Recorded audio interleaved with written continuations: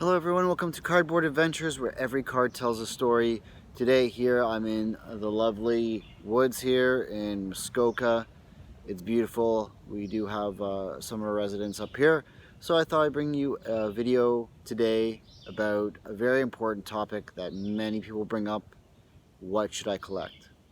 With a lot of people coming back to the hobby, there's a lot out there in the market, and people don't know what to tackle. But I would suggest, if you're looking for something to start off with, Upper Deck Young Guns.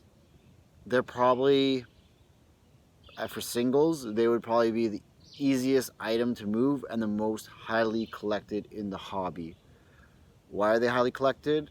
Well, typically before the pandemic, you could walk into any Walmart in all of Canada and buy Upper Deck Series 1 or 2. They'd be on the shelves. In Ontario right now, they are not permitting the sale of non-essential goods, which is another topic, but we won't get into that. But they are highly accessible. They're easy to get. Upper Deck Series 1 and 2 is probably the most collected for hockey. Is probably the most, I would say, collected. Yeah, it's the most collected. I mean, the cup is a very popular product, but that more appeals to the higher end collectors. The Young Guns appeals to pretty much any collector, because if you're a lower end collector, you could collect, fan favorite players like, for example, Zach Hyman's a great player for Toronto. His Young Gun's not too expensive.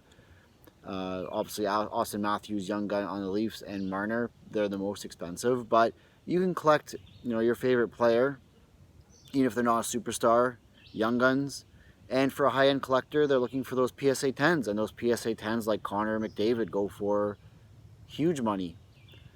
So there's a lot you can do with Young Guns. And again, if you're not sure what to collect, they're amazing, because when you have decided what you want to do, you can easily, if they are the star players, you can easily flip them. Obviously, the common players, the fringe prospects, they don't do as well. But if you get those franchise type players, if you're focusing on them, like the bigger prospects, like um,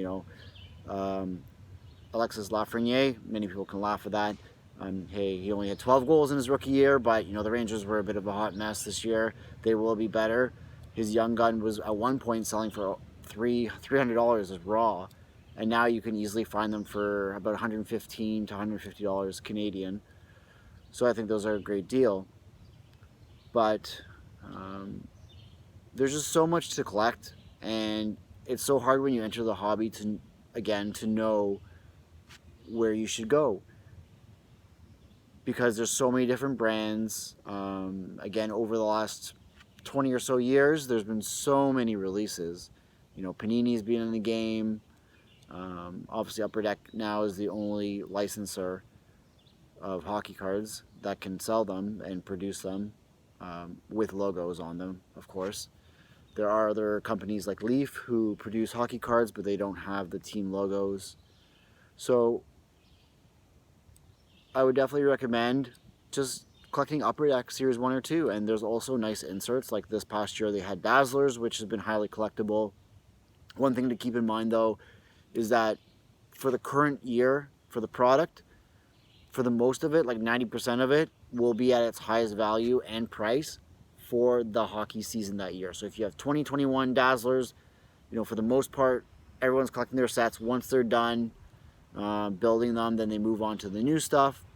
The exception, obviously, is the big name franchise Young Guns over the last couple of years. Obviously, Connor McDavid, Austin Matthews, the big guys, the guys who win the scoring championship, win the Rocket Richard Trophy.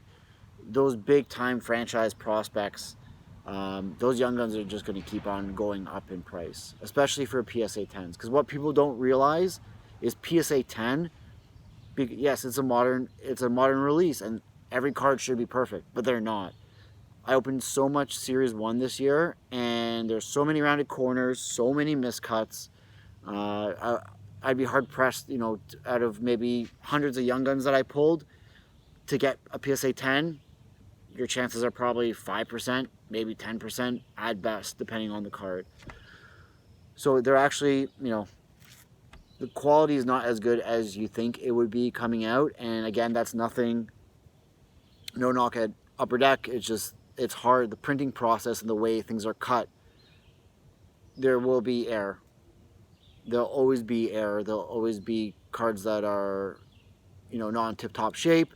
And it's best to send them back in for an exchange. You won't get the same card back. But again, it keeps those cards that have major issues off the secondary market, because those cards that have the big issues, like a lot of slanted cuts and things like that, they'll never grow in value.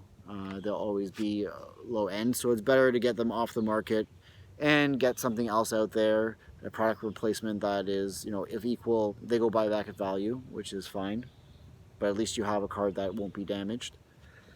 So there you have it. For me, that's what you should be collecting if you don't know where to go. Start with Young Guns, and once you go there, you'll definitely find what you're looking for. Unless you have deep pockets, stay away from too many box breaks, because you usually don't yield your return back. It's very rare that you would get your return back. So, focus on some singles, especially the Young Guns. You can get, a good Young Gun, like a Brady to Chuck Young Gun, for like $50 Canadian, which is like dirt cheap. And that's a player that's, that's going to improve. The Sens are going to be a good team. So you could definitely, pick up a few of those if your heart is set on him. Go for it. Multiples never hurt to get cards of the good players. Pick up a couple. I heard one guy say to me that every year the #1 draft pick, he buys 10 Young Guns of them. So again, if he did that with Connor McDavid. Connor McDavid, when he came out, was about $300 or $400 Canadian. I don't even know what it is raw right now, but I know the PSA 10 is big money. Thanks for tuning into my video today. If you're not already following me, I am Cardboard Adventures on Instagram, and you can find me there for my regular card-related posts. I hope everyone found this video informative. Please help me out by subscribing and hitting the like button, and I'll be posting more videos with content that can help you out in the hobby very shortly. Thank you, everyone, and enjoy your day.